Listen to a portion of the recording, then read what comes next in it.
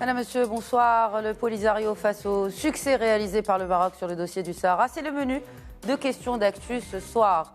Le mouvement séparatiste se retrouve avec son allié algérien, dos au mur après la vague de soutien internationaux au plan d'autonomie proposé par le Maroc en 2007, notamment avec la salve d'éloges à la solution marocaine exprimée en marge de la réunion de la coalition anti-Daesh organisée les 11 et 12 mai dernier à Marrakech.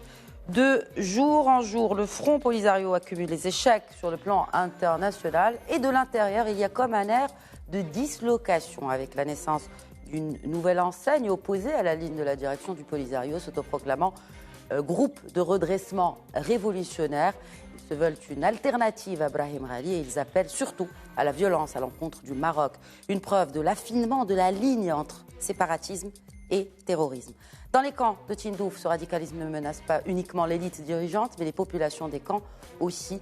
Et d'ailleurs, cette semaine, les élus marocains, membres de la commission parlementaire mixte Maroc-UE, ont adressé une lettre ouverte à leurs homologues européens sur la situation désastreuse dans les camps de la honte, dans le sud-ouest algérien, où les soi-disant réfugiés sont entreposés depuis des décennies, où la situation des droits de l'homme est désastreuse et les violations sont systématique.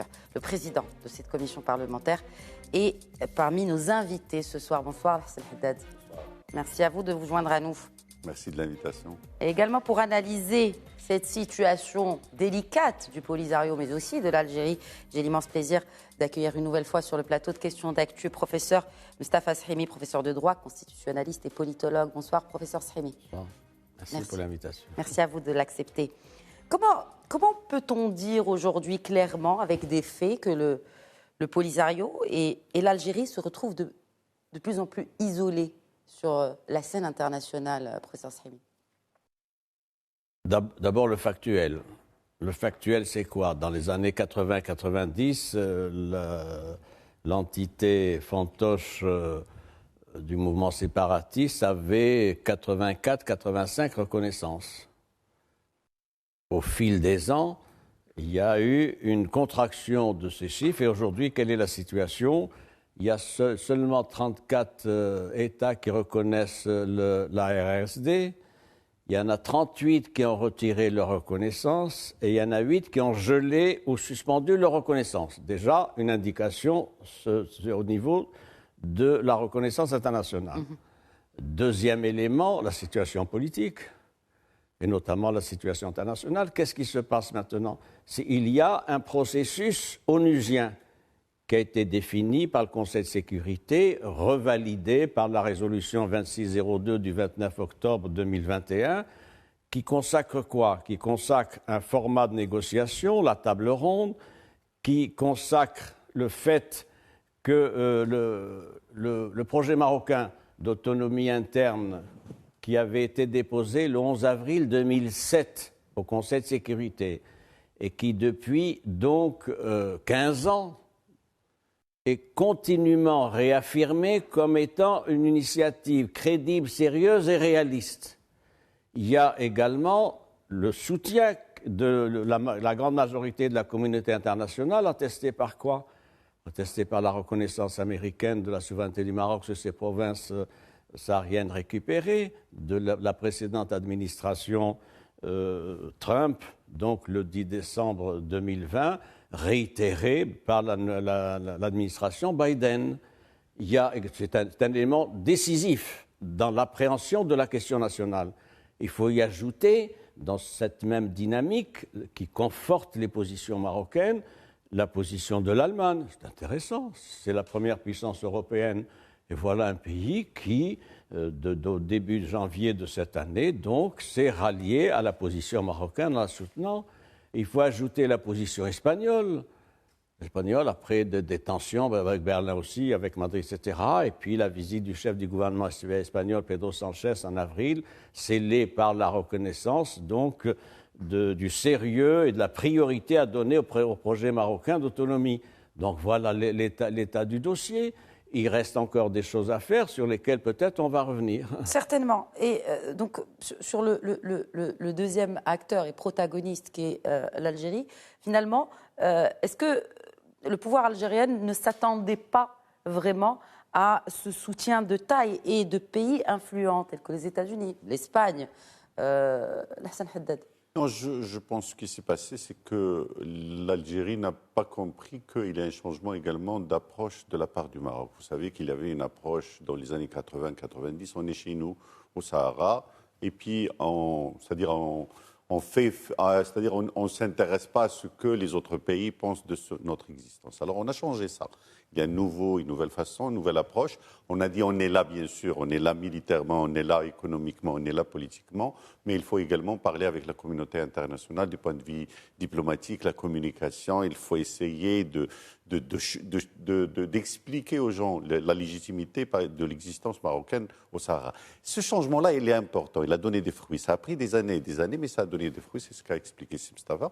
Mais l'autre chose également, c'est qu'il y a un changement par rapport à la vision des autres pays concernant le conflit lui-même. Il y a beaucoup d'autres pays qui ont associé, si vous voulez, ce conflit-là à ce que l'Algérie était un modèle de révolution, de changement tiers-mondiste et tout ça. Tout ça s'est effondré dans les années 80, dans les années 90, et l'Algérie n'est plus un modèle pour pas mal de pays occidentaux et d'autres, et donc il y a le Maroc qui, avec les réformes qu'il a entretenues, avec les avancées qu'il y a du point de vue économique, du point de vue politique, qui est crédible et qui est un modèle. Mais l'autre chose, c'est qu'il y a des changements géostratégiques très importants. Quel est le pays qui est plus influent en Afrique? Quel est le pays qui est plus influent au niveau des pays arabes, etc.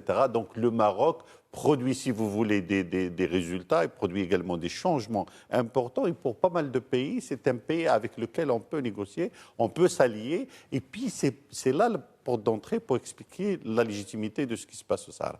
Tout ce changement-là n'a pas, si vous voulez, n'a pas affecté la vision du gouvernement algérien, de l'élite algérienne. Ils sont toujours prisonniers d'une compréhension du Maroc qui est des années 60 et des années 70, et ça n'a pas changé. Ils ne veulent pas comprendre ces changements-là, ils ne veulent pas comprendre les changements qui existent au Maroc, les changements qui existent au niveau international. C'est pour cela que, quand vous parlez aux Algériens, c'est le même discours qu'ils nous disaient dans les années 70, c'est le même discours qui existe maintenant. Donc c'est le Marzen, c'est ici, c'est cela, etc. Mais ce n'est pas un discours qui a évolué pour voir quelles sont les possibilités qui existent. S'ils ont évolué, on pourrait peut-être aller vers une entente dans le cadre de ces tables rondes. Mais il n'y a pas de changement dans ce sens-là. Déjà, en 2020, professeur Srimi, vous signez un édito avec le titre, je cite, « Algérie, une diplomatie en panne ». Bon, les choses ne se sont manifestement pas arrangées. Je note que vous avez de bonnes lectures. Clairement. Je me renseigne du parcours des invités quand même. Je voudrais relever, en répondant à votre question, ceci. La position du Maroc est confortée, je l'ai déjà dit, avec les actes que j'ai évoqués. Elle se complète aussi avec l'ouverture de 25 consulats généraux à Laayoune et Dakhla.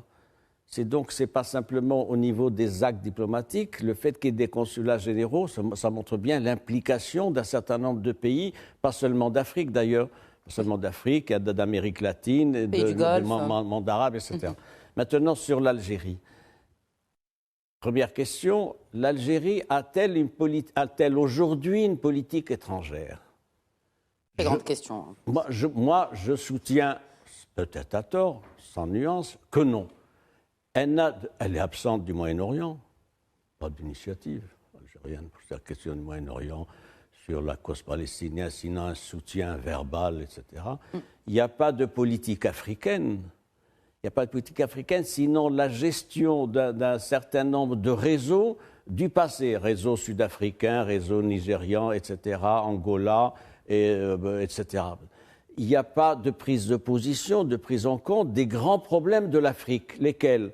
La désertification, le changement climatique, l'environnement, la sécurité. Migration, ils sont absents, ils sont totalement absents. Et d'ailleurs, vous avez vu comment ils ont traité les flux de migrants, les refoulant à la frontière saharienne dans des camions, les laissant crever de soif. C'est ça la politique migratoire de l'Algérie.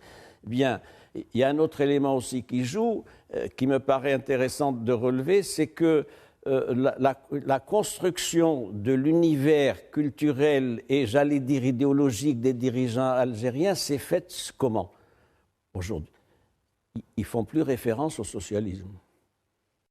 Eh oui, il faut le dire. Alors que l'Algérie se voulait donc le pays socialiste le plus avancé avec une idéologie, etc. La révolution agraire, industrielle, tout ça c'est fini. Bien. Deuxième point important à relever aussi, c'est une équipe dirigeante qui ne trouve comme élément fédérateur, entre guillemets, que l'hostilité à l'endroit du Maroc. Pour deux raisons, me semble-t-il, liées. La première raison, c'est la guerre des sables d'octobre 63, où l'armée algérienne a été humiliée parce qu'elle avait agressé, parce que les éléments de l'ANP algérienne avaient occupé les localités au sud de Hassibeda et Tinjoub. Et oui, bien, ça a comme conséquence quoi? Ça a comme conséquence que c'est un traumatisme qui s'est vérifié ensuite avec l'implication de l'Algérie dans le conflit du Sahara. Pourquoi? Il faut rappeler que l'Algérie a été agresseur au Sahara, notamment à l'époque 75-76, Amgala 1, janvier 1976, Amgala 2, février 1976, il y a eu 400 prisonniers de l'armée algérienne. Tenez-vous bien, qui a été fait prisonnier à Amgala 2? Saïd Chenghria, actuel patron de l'état-major, on a vu ses photos. Et donc, son seul fait de guerre, ce chef d'état-major de l'armée algérienne, c'est d'avoir été fait prisonnier. Et oui, c'est son seul acte de guerre, donc c'est quand même important. Donc, ça, c'est le premier modèle. C'est au niveau de la perception conflictuelle du Maroc comme l'ennemi traditionnel, comme ils le disent d'ailleurs dans le discours. Deuxième élément qui va dans ce sens, c'est l'échec du modèle algérien. Les dirigeants algériens qui sont en place depuis 60 ans ont construit un système fermé, verrouillé avec des transactions, des arbitrages, etc. Et ils considéraient que c'était leur projet de société qui allait être exemplaire, en même temps qu'ils disaient que le projet marocain allait échouer. Et il y avait également les formes de régime. Il se trouve que le résultat des courses, si je puis dire, le Maroc est un pays avancé, qui fait des réformes, de grands chantiers, avec des problèmes contre tout le monde, etc. Mais il y a un modèle marocain, modèle économique, un modèle social. La protection sociale, c'est quelque chose d'extraordinaire. Aucun pays au Maghreb, en Afrique ou dans le monde arabe n'a la protection sociale qui a été décidée par le souverain jusqu'à 2025. Et donc, la comparaison est telle que le modèle algérien est mal reçu et mal perçu. Ça ne conduit, et je rejoins ce qu'a dit Si Haddad à l'instant, ça rejoint cette position, c'est-à-dire qu'ils ne se situent que par rapport au Maroc. Ils n'ont pas d'autre univers et d'autres perceptions que la comparaison avec le Maroc, et ça donne les résultats que ça donne, c'est-à-dire c'est un échec. C'est une économie sinistrée en Algérie. C'est un État qui ne respecte pas les principes démocratiques. Vous avez vu dans les conditions dans lesquelles le président Tebboune a été élu, 23% des voix, etc.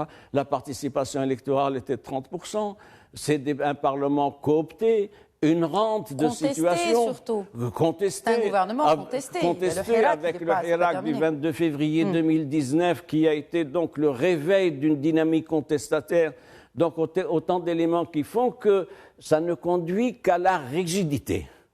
Il est vain, c'est mon point de vue, il est vain d'escompter quelques tempéraments à la position algérienne sur la question du Sahara. Il nous faut faire avec, et donc c'est que le rapport des forces qui sera décisif, et ce rapport des forces, pour l'instant, est extrêmement favorable au Maroc, et ça va continuer. Rigidité, et à l'opposé, est-ce qu'on peut dire aujourd'hui que la diplomatie, ce changement que vous évoquiez tout à l'heure, Hassan Haddad, de l'orientation de la diplomatie marocaine, c'est une diplomatie qui est beaucoup plus ouverte. Et le moins qu'on puisse dire, quel est le contraire de rigide. Moi, à mon avis, il ne faut pas compter sur l'Algérie actuelle, avec le leadership actuel, pour faire quoi que ce soit. Et je pense qu'il ne faut pas qu'on se compare par rapport à l'Algérie. Non, je ne compare pas, là, je vais vraiment... Non, ce n'est pas vous. C'est-à-dire, nous, les Marocains, moi, je pense qu'il faut regarder ailleurs. Il faut regarder ailleurs parce que, oui, on a essayé plusieurs fois, le souverain l'a appelé plusieurs fois, il a essayé de voir, on a essayé, moi j'étais au gouvernement, on avait des visées, on avait des rêves, etc., comme quoi on peut peut-être essayer de trouver quelque chose ensemble.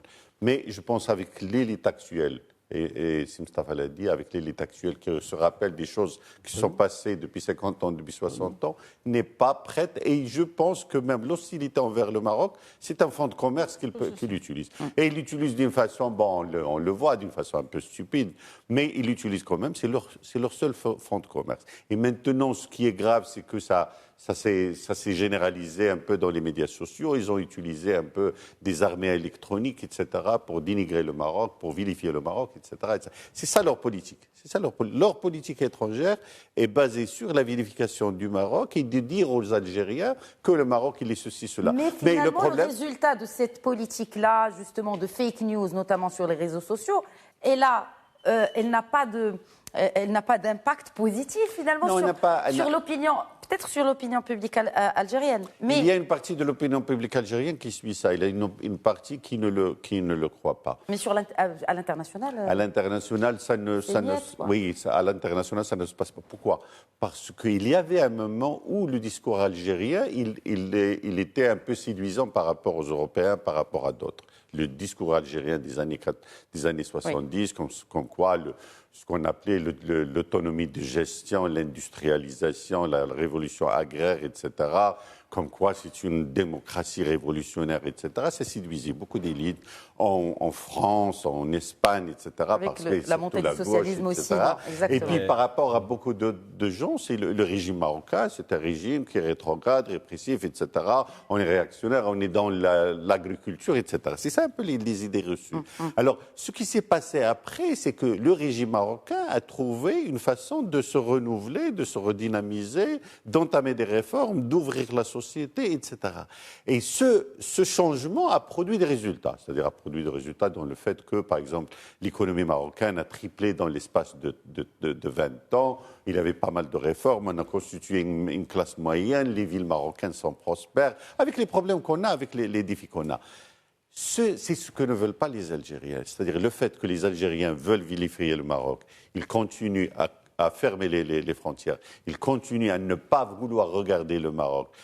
Tout ça, c'est pour ne pas montrer aux Algériens que leur modèle a été en faillite totale et que le modèle marocain marche. C'est ça le grand problème qui existe maintenant entre nous et l'Algérie. Alors c'est pour cela que je dis que maintenant, moi je pense qu'il faut changer il ne faut plus espérer. Le Maroc, il a des atouts qui sont très importants. Il a l'atout africain qui est très important et on a une continuité sur l'Afrique de l'Ouest, sur le Sahel. Et il y a des opportunités importantes, il y a des challenges également. Le Maroc peut jouer un rôle important. Nous sommes arrimés avec l'Europe et ça c'est très important. C'est pour cela que pour moi je salue ce qui s'est passé avec l'Espagne maintenant qu'on a un peu normalisé les choses, etc.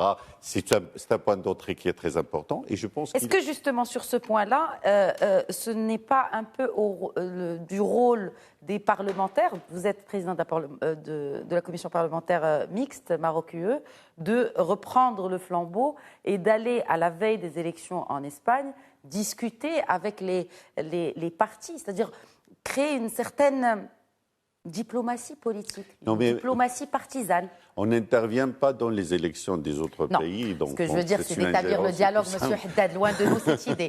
Nous ne sommes pas la Russie, ils ne sont pas les États-Unis. Mais mon idée était vraiment de mettre en avant cette diplomatie partisane. C'est ce qu'on est en train de faire. C'est-à-dire, ce qui est important pour les parlementaires marocains, c'est d'ouvrir le débat avec les homologues. On a beaucoup plus de liberté d'ouvrir ce genre de débat avec les Espagnols, avec les Européens en général, sur des sujets qui sont très importants. Il y a pas mal de choses, c'est-à-dire, je pense qu'il y a pas mal de choses qui sont là, sur la table, et qu'il faut peut-être. Moi, je pense qu'il y a une chose qui est dans l'opinion publique espagnole qu'il faut peut-être dégager, que le Maroc n'est pas un pays qui veut recréer un grand Maroc du Moyen-Âge, etc., etc. Ça existe dans l'opinion publique et il faut l'expliquer, ça. La deuxième des choses, c'est qu'on a beaucoup plus à gagner dans une complémentarité entre l'Espagne et le Maroc qu'on a à perdre. La troisième des choses, la délimitation de tout ce qui est frontière maritime, elle est importante pour le Maroc, elle est importante pour l'Espagne. Et le fait que maintenant il y a une commission qui travaille ensemble pour délimiter ces frontières et pour aller au-delà, par exemple, des zones économiques, etc., exploiter les richesses qui existent, par exemple, en mer, ensemble avec les Espagnols, c'est une bonne chose. Je pense que c'est là où le débat existe entre les parlementaires et c'est là où le débat, par exemple, que ce soit en Espagne, que ce soit en Mais quid des voix opposantes ?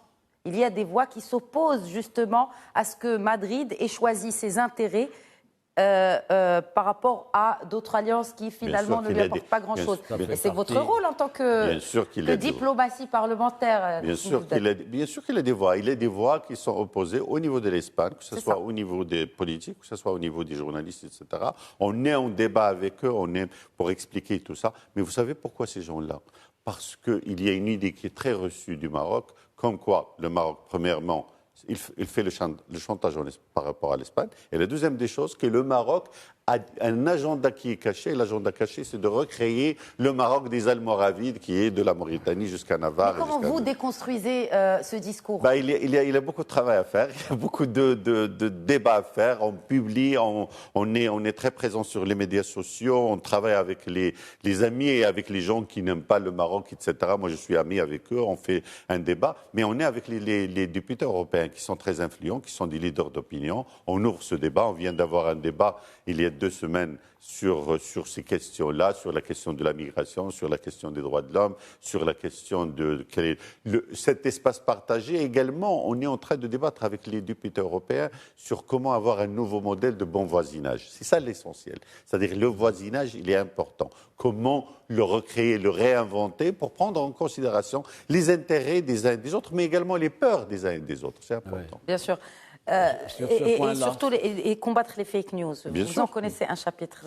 Bien sûr, j'ai écrit un livre sur ça. Bien sûr. Écrit. On y reviendra. Si oui, professeur Strémy, bien sûr. Je voudrais nuancer un peu l'optimisme et satisfecit que donne notre ami Si Haddad au Parlement. Toi, Mustafa, tu es toujours optimiste. Oui, mais c'est un acte de volonté. Très franchement, la diplomatie parlementaire est-elle au niveau de la diplomatie de l'État? Je ne le crois pas. Je vais vous donner Pourquoi donc? Je vais vous dire. Savez-vous combien il y a de groupes d'amitié Maroc Parlement étranger? 50. C'est bien. 50. C'est une bonne chose. Oui, mais qu'est-ce qu'ils font? Quels sont les groupes qui travaillent? Maroc-Espagne, de manière cyclique, conjoncturelle. Maroc-France, parce que c'est très historique, bien. Classique. Oui, voilà. Un peu Maroc-Italie, Maroc-Lisbonne, tout ça, etc. Mais le reste, l'Europe. C'est des groupes. Mais c'est ça les groupes d'amitié. Ah non, c'est des groupes dormants. Non, c'est des groupes dormants. Je ne suis pas d'accord avec Ah, mais évidemment, vous n'êtes pas d'accord, vous défendez l'institution. Je vous donnerai le droit de parole, certainement. Je vous laisse peut-être finir votre raisonnement. Donc, il y a là quand même une insuffisance patente de la diplomatie parlementaire. De la diplomatie au niveau des institutions. En revanche, il y a des présidents de parlement qui ont été très actifs, il faut le dire. Et oui, Abou Hadradi a été très actif, il a même présidé l'Union parlementaire, etc. Bien. Il y a Habib Malki qui a été très actif. D'autres encore, je note d'ailleurs que ce sont des USFP, c'est intéressant. Il y a un profil peut-être plus militant chez la gauche. Oui, mais il y a un profil militant qui est important à relever. Au niveau des commissions des affaires étrangères, il y a des postes aussi, des personnalités qui font du travail. C'est Haddad, je sais, c'est pas parce qu'il l'a, mais il est mobilisé. Je sais qu'il a cette ambition. Il y a d'autres qui l'ont précédé, etc. Ça, c'est le premier point. Le deuxième point, on est absent sur quoi? C'est-à-dire pour accompagner la diplomatie de l'État. À quoi ça sert la diplomatie parlementaire? C'est d'entretenir des réseaux d'influence et des contacts. Qu'est-ce qui est fait par la diplomatie parlementaire en Afrique? Et pourtant? Oui. Et pourtant, il y a alors qu'il y a une diplomatie qui est en première ligne, une diplomatie qui est rayonnante, proactive, etc. Quel est le groupe parlementaire qui est allé visiter un autre groupe parlementaire de pays du Sahel ou ailleurs, etc. Il y en a eu, Non, je finis. C'est une question de l'Afrique, je vous en prie. On ne peut pas dire qu'il y ait beaucoup de dynamisme. Ouais, vous allez réagir, évidemment. Vous défendez votre institution. Il y a eu des discussions avec nos confrères africains. Sérieusement. Du Parlement africain. Oui, mais c'est dans le cadre du Parlement africain, de l'Union du Parlement. Je parle au niveau des groupes parlementaires de pays. C'est ça qui est important. Et ce travail n'est pas fait. Je vais plus loin. Même nos partis politiques, Hassan Haddad est dans un parti politique, le Parti d'Islam, quels sont les liens entretenus par nos partis politiques comme accompagnement de la diplomatie d'État? pourrez les compter. Un peu avec le Sénégal, un peu avec la Côte d'Ivoire, mais ça ne va pas au-delà. Ça va pas au-delà. C'est-à-dire qu'il y a une défaillance de la chaîne qui doit accompagner la diplomatie d'État au niveau du Parlement et au niveau également du parti. Et ça me paraît préoccupant parce qu'on se retrouve face à des situations où finalement on n'a pas la main, où c'est la diplomatie d'État qui est en première ligne et elle n'a pas les réseaux d'accompagnement nécessaires qui est jouant dans les autres pays. Le backup. Et en l'occurrence, il y a bien sûr la diplomatie, comme je l'appelais, parlementaire, mais aussi le soft power économique, qui est drivé certes par le souverain, mais qui manque quand même d'enthousiasme chez notre secteur privé. Hassan Haddad, droit de réponse. Non, je ne suis pas d'accord avec Sim Stafa, avec tout le respect. C'est un ami, avec tout le respect que je lui dois. Pourquoi ? Et c'est pour cela, Sim Stafa, peut-être tu dois faire une bonne visite au Parlement. Moi, je t'invite. Comme ça, tu vois. Le Parlement depuis 40 ans. Oui, je sais, mais viens comme ça. Moi, je t'en parle sereinement. Je ne suis pas dans la défensive. Il y a du travail qui se fait. Il y a un travail de fond qui se fait. Par exemple, au niveau africain, le travail qui a été fait par les parlementaires au niveau du Parlement africain, il est important. C'est quoi les résultats ? Le résultat, c'est qu'il y a pas mal de résolutions qui ont été contre le Maroc qui ont été déjouées par ces groupes-là dans le mandat précédent. Ils sont partout, ils sont actifs, ils sont présents. Le groupe d'amitié, ils sont très actifs et tout ça. On vient de les constituer d'ailleurs pour le nouveau mandat parce que ça prend beaucoup de temps, parce que c'est les deux chambres, etc., etc. Alors moi, ce que je te concède, c'est quoi ? C'est qu'il y a par exemple des parlementaires qui ne maîtrisent pas l'anglais. Pas tous. Et ça, c'est important, par exemple. Donc, il ne faut mettre, par exemple, chez les pays qui sont anglophones, que des anglophones. Bien sûr, il y a la traduction, etc. Oui, il y a la traduction, mais s'il y a, voilà par exemple, ce que j'allais dire. Quand un Israélien se déplace, je ne sais pas pourquoi j'ai pris cet exemple, mais quand un Israélien se déplace, parlementaire ou même ministre, il parle israélien. Enfin, il parle hébreu, il y a la traduction. Mais par exemple, le contact dont il a parlé, qui est les réseaux, etc., ça passe quand on parle la langue. Donc, par exemple, mettre les hispanophones. Il y a par exemple un groupe qui fait du bon travail au niveau de l'Espagne, par exemple dans les chambres des conseils, qui est formidable, qui est vraiment très, très intéressant. Et si vous voulez par exemple les détails, on peut aller dans les détails. Moi, j'en connais quelque chose. Mais ce qu'il y a, c'est ça, c'est-à-dire la maîtrise de langue pour les pays. Par exemple, on doit par exemple connaître l'espagnol comme l'Amérique latine, comme l'Espagne. On doit avoir par exemple l'anglais comme le reste de l'Europe, par exemple les Nordiques, etc.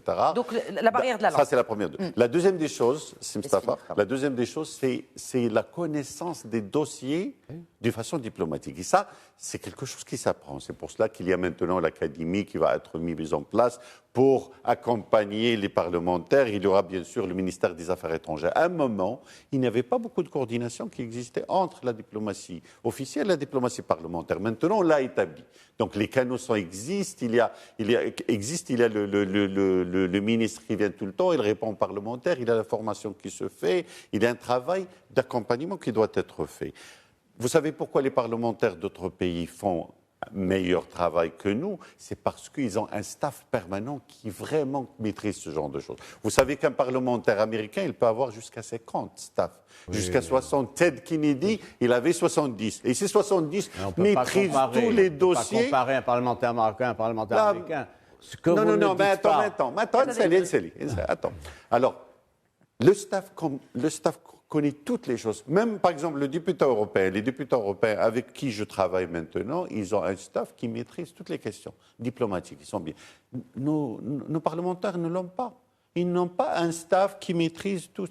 Alors, il faut former les parlementaires en matière de plaidoyer, il faut les former également en matière de communication et il faut les former également en matière de maîtrise des dossiers. Ce sont des dossiers épineux. Par exemple, ils ne sont pas sélectionnés sur ces bases-là. C'est ça que je voulais dire. C'est-à-dire, si à la base, permettez. c'est une commission, donc ses membres sont choisis mais si sur quelle base? ne veut pas que j'aborde cette cuisine locale. Sur la base. Non, mais je réponds à votre question parce qu'il ne veut pas que j'aborde cet aspect. Je vais vous dire pourquoi.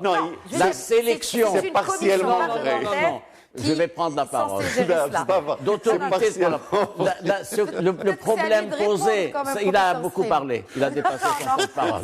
Non, mais est-ce qu'ils ne sont pas choisis sur ces bases? Non, ils sont choisis. Il y a des fois où ils sont choisis. Une petite phrase. Il y a des fois où ils sont choisis sur les compétences, comme par exemple la commission que je préside.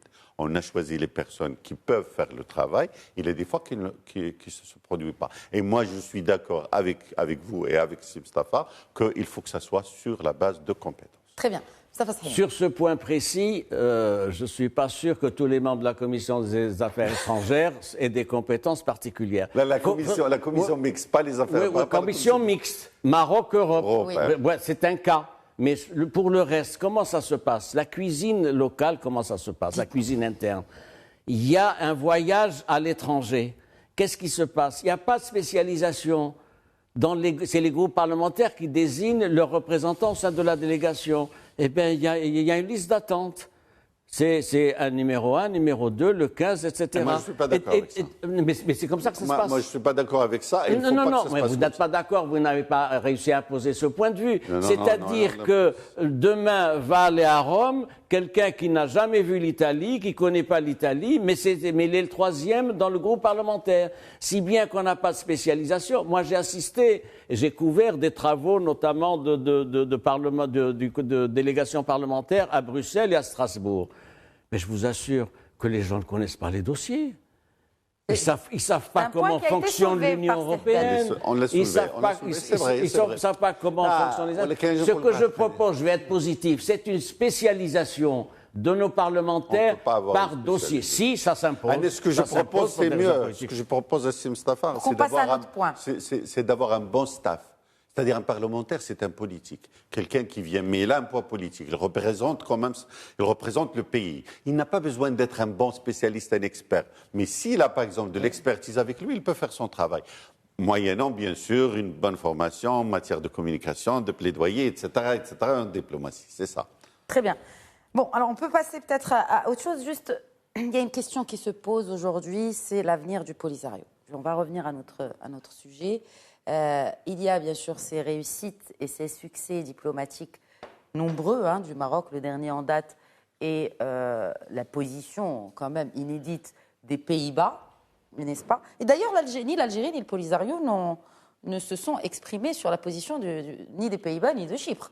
Oui, ça parce que c'est gênant et c'est un mauvais terrain, donc ils s'en tiennent à la gestion des discours. Maintenant, qu'est-ce qu'il faut faire du mouvement séparatiste? Est-ce que ça peut sonner le glas pour ce mouvement séparatiste qu'est le Polisario? Que Dieu vous entende. Bien, cela dit, ce n'est pas une réponse suffisante. Quelle est la situation? Nous devons nous mobiliser pour que la prétendue RSD ne soit plus membre de l'Union africaine. Je note, pour le rappeler à nos téléspectateurs, que la RAS n'est pas membre de l'Organisation de la Conférence islamique, elle n'est pas membre de l'ONU, elle n'est pas membre de la Ligue arabe, etc.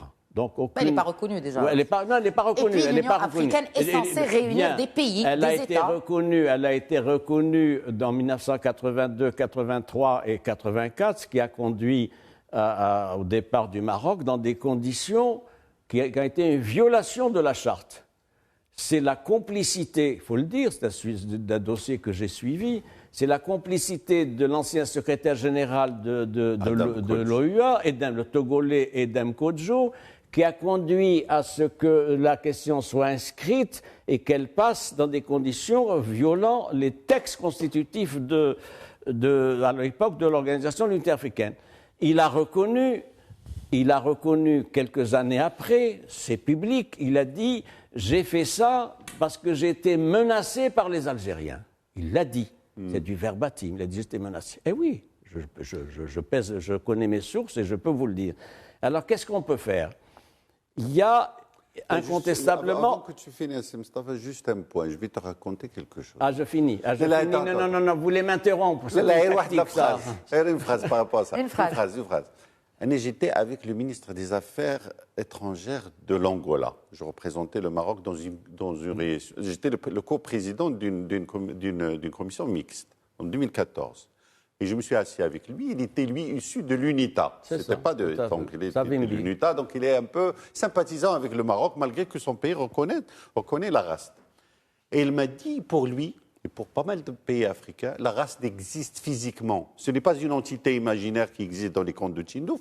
Pour lui, ça existe et c'est avec un territoire, avec une certaine drapeau, souveraineté. etc., oui. Non, c'est le ministre des Affaires étrangères, Oui, c'est trop mais bien. c'était Alors, l'Angola. il y a pas mal de pays qui ont reconnu ou qui ont voté pour la race dans 1984, tout en disant que ça existe quelque part. C'était un contexte, il y avait la propagande algérienne, Non, mais les depuis, financements bien des algériens. choses se sont maintenant, déroulées, pour votre question, l'idéal, c'est d'arriver à ce que la race quitte l'Union africaine. C'est une solution optimale. C'est une solution optimale dont la faisabilité reste problématique. Pourquoi? D'abord, les textes, notamment la charte de l'UA de 2000, ne prévoient pas une procédure d'exclusion. Ouais.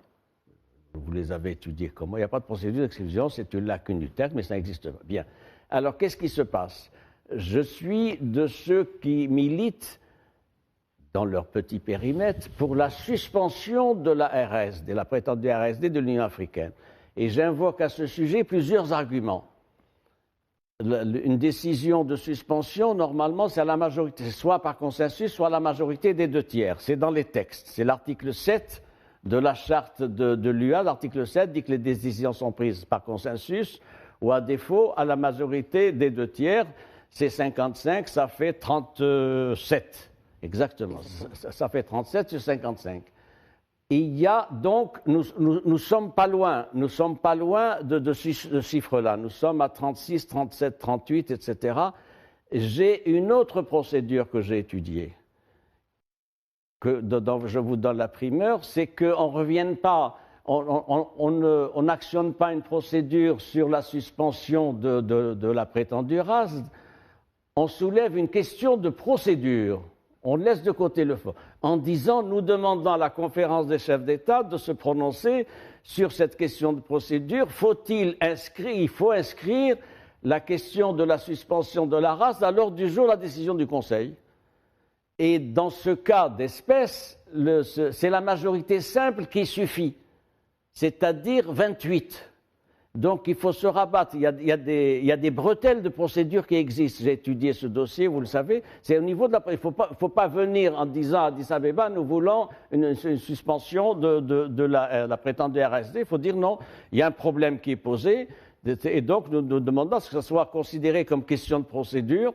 Est-ce qu'on inscrit? La question de procédure, ça veut dire on inscrit ou pas? On ne préjuge pas du fond. On laisse donc l'Union africaine avec ses problèmes. Pardon, je finis. J'ai deux autres arguments complémentaires dans ce sens. Pourquoi il faut faire ça maintenant? Il y a deux éléments complémentaires dans ce sens, au moins deux. Le premier, c'est que la RSD ne respecte plus le cessez-le-feu instauré par une résolution du Conseil de sécurité en septembre 1991, et ils l'ont déclaré le 20 novembre de 2020, après la normalisation intervenue grâce au Maroc pour ce qui est de Guergueret. Donc c'est une entité, Fontoche, c'est une entité qui ne respecte pas des résolutions du Conseil de sécurité. Donc elle se met hors champ Conseil de sécurité. Deuxième élément complémentaire, c'est une entité qui récuse maintenant le processus de paix tel qu'il a été consacré par le Conseil de sécurité, c'est-à-dire le format, les tables rondes, un règlement politique négocié sur la base de la proposition marocaine. Donc nous avons de quoi tenir pour argumenter, plaider dans le sens d'une question de procédure, avec comme argumentaire les éléments que je viens d'invoquer, le non-respect du cessez-le-feu et le non-respect du processus onusien. C'est-à-dire, en conclusion, c'est un mouvement séparatiste qui se met hors système international validé par le Conseil de sécurité. Oui. Hassan Haddad, peut-être quelque chose à ajouter là-dessus. Et aussi, puisqu'on parle du Polisario, parlons de cette lettre ouverte que vous avez adressée à vos homologues européens. Moi, je pense qu'il faut aller sur les droits de l'homme. Sur le droit de l'homme. Moi, je pense que c'est une piste qu'il faut vraiment exploiter parce qu'elle est très importante. La première des choses par rapport, pour moi, le point d'entrée, c'est les comptes de Tindouf. Le compte de Tindouf pose une problématique juridique très importante. Et donc, il faut l'exploiter. On n'a pas encore bien exploité cette. Alors, la première des choses, c'est la délégation de l'autorité sur les comptes de Tindouf que donne l'Algérie au Polisario. Elle est illégale. Donc ça a été évoqué par la Commission des Nations Unies en 2018, comme quoi la responsabilité des camps qu'il appelle eux réfugiés, c'est la responsabilité de l'Algérie. Pourquoi? Parce que s'il y a un problème, c'est devant les tribunaux algériens. Maintenant, donner cette responsabilité, cette autorité juridictionnelle au Polisario, il est illégal. Et donc, ils l'ont évoqué, l'Algérie n'a pas pu répondre en 2018 par rapport à la Commission. Ça, c'est la première des choses. La deuxième des choses, le Maroc considère que ce sont des séquestrés, il y a une partie qui sont des Marocains sahraouis, ils sont séquestrés, il y a d'autres qui viennent du Mali, etc., etc. Mais de toutes les manières, l'Algérie les considère comme des réfugiés. Quand tu considères comme pays, ça c'est le droit international, qu'ils sont des réfugiés, il faut appliquer la Convention de 1951 sur les réfugiés de Genève et puis le protocole de 1967, qui dit quoi? Ce droit international, il dit que les réfugiés, d'abord, il faut les recenser, il faut les identifier, il faut leur donner une carte. Ça, c'est la première des choses. La deuxième des choses... Ce que refuse de faire l'Algérie. Et on va revenir parce que c'est la humanité. Et la deuxième des choses, c'est qu'il faut les laisser libres, il ne faut pas les entreposer. Il ne faut pas leur faire ce qu'on appelle en anglais le warehousing. Il ne faut pas les entreposer, il faut les laisser. Par exemple, il y a 6 000 réfugiés palestiniens qui sont en Algérie. Ils ne sont pas des camps, ils sont partout en Algérie. Ils s'engagent dans des activités économiques, il y a des gens qui travaillent, il y a des gens qui font des choses, etc. etc. Donc ça aussi, c'est quelque chose qu'il faut faire, parce que c'est stipulé dans le droit. La liberté de circuler, ce que vous voulez dire. Et la troisième des choses, c'est la liberté de choisir le pays. Tous les réfugiés peuvent aller en Mauritanie, comme ils peuvent venir au Maroc, comme ils peuvent rester en Algérie. Donc, il faut qu'il y ait un démantèlement des camps de Tindouf. Une fois qu'il y a ce démantèlement, le race n'existe plus et le Polisario n'existe plus. Alors, pourquoi cette question d'identification des réfugiés? Pourquoi l'Algérie refuse de le faire? Parce que, d'après les images satellitaires, d'après le HCR, il y a entre 60 000 et 90 000.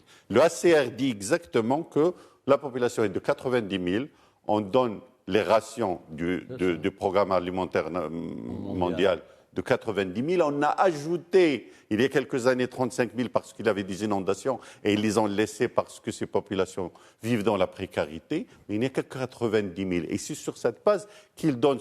L'Algérie dit que c'est 170 000 avec le Polisario. Maintenant, il faut faire le comptage. Ça a été demandé par le HCR, ça a été demandé par le Conseil de sécurité. Plus que ça, l'OLAF, qui est le bureau de fraude de l'Union européenne, en 2015, il a relevé qu'une partie de l'aide humanitaire, elle est utilisée pour acheter des armes. Ça, c'est la première des choses. Et puis, on avait relevé bien avant ça a été relevé par les Américains, par d'autres ONG, qu'une partie de l'aide humanitaire, elle est vendue dans les marchés noirs, au niveau de Sahel, etc. Donc ça, c'est très important à relever. Il y a autre chose qui est d'ordre juridique qui est très importante. L'Algérie est signataire de la Convention internationale sur l'utilisation des enfants dans les conflits armés et du protocole également qu'ils viennent de signer en 2016. Il y a un protocole facultatif qui est annexé à cette convention. C'est ça. Le Polisario, dans la télévision, dans les journaux, ils sont fiers d'utilisation des enfants. Ils exhibent les enfants, ils sont triés, ils sont, etc., etc. Ça, c'est une violation flagrante de droit. L'utilisation des enfants qui sont de moins de 15 ans, il est même considéré comme un crime contre l'humanité en vertu de la Convention sur les enfants.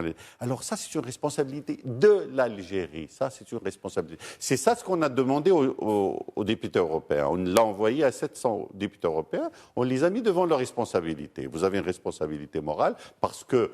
Preuve à l'appui, bien sûr. Preuve à l'appui, ça a été relevé par eux. C'est l'OLAF, c'est européen, la Commission des droits de l'homme, la question, par exemple, d'identification a été demandée par le CER. Ce n'est pas le Maroc qui demande ce genre de choses, ce sont des organisations. Mais on a dit... Il faut que vous assumiez votre responsabilité par rapport à ça, évoquer ce genre de choses. Il faut qu'on en débatte et il faut qu'on finisse avec ce genre de choses. La guerre intestine il nous reste un peu moins de 10 minutes. La guerre intestine qui... Un mot, si vous permettez. Bien sûr, professeur Srimi, nous ne pouvons rien vous refuser. Allez-y.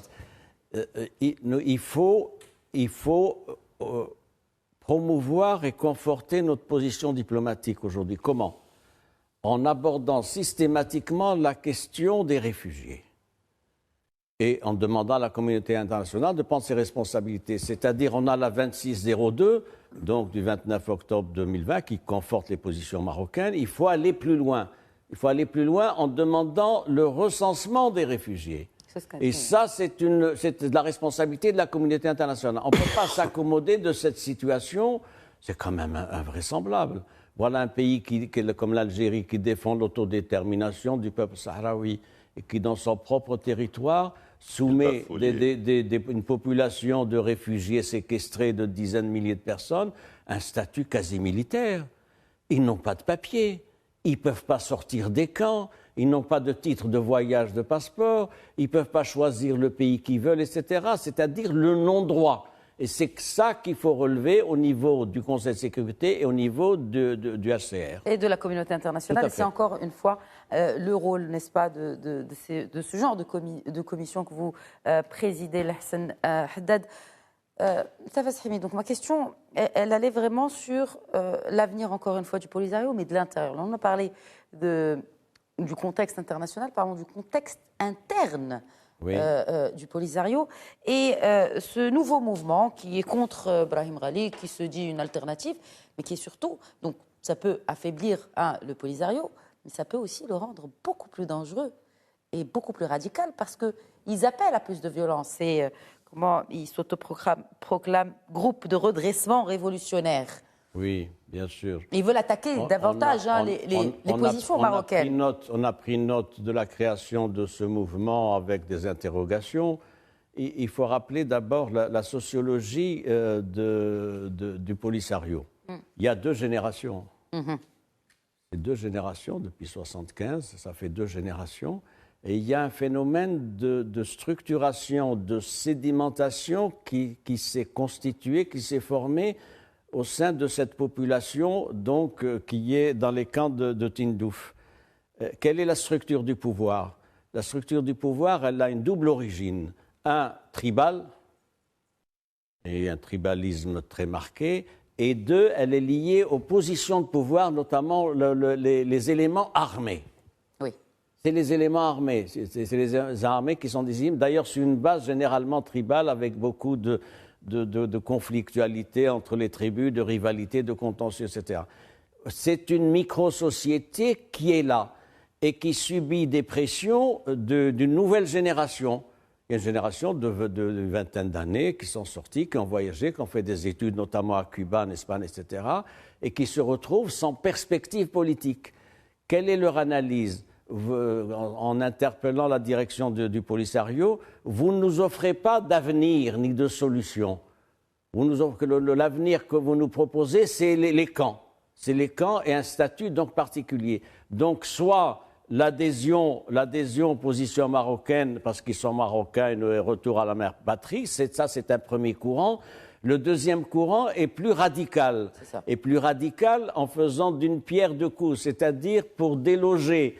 Il n'est pas anti-marocain, fondamentalement. C'est un courant qui active le radicalisme de Sahraoui pour déloger une mafia, il faut bien le dire, une mafia qui est au pouvoir depuis des décennies.